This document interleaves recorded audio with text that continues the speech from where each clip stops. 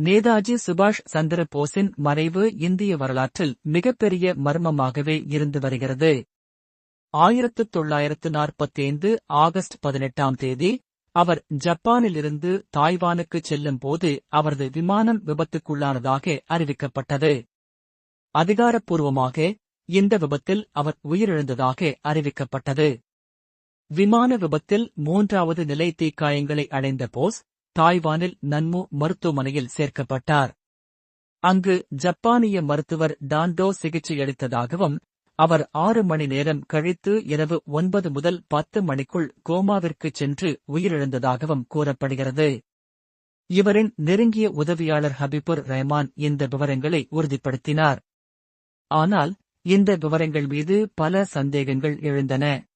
1956இல் Shanavas committee அவரது மரணத்தை உறுதி செய்தாலும் 1999 முதல் 2005இல் முகர்ஜி கமிஷன் நேதாஜி தாய்வானில் இறக்கவில்லை என்று அறிவித்தது.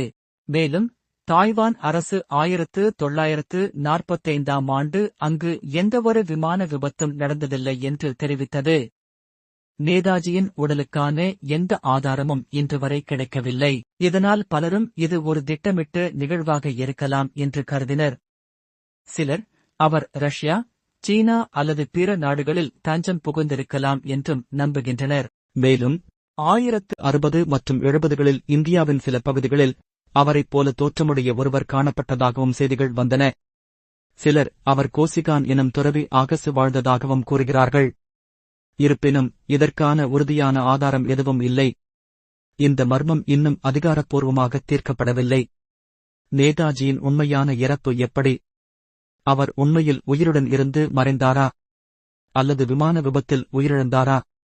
இந்த கேள்விகளுக்கான பதில் இந்திய வரலாற்றில் முடிவு கிடந்த புதிராகவே உள்ளது.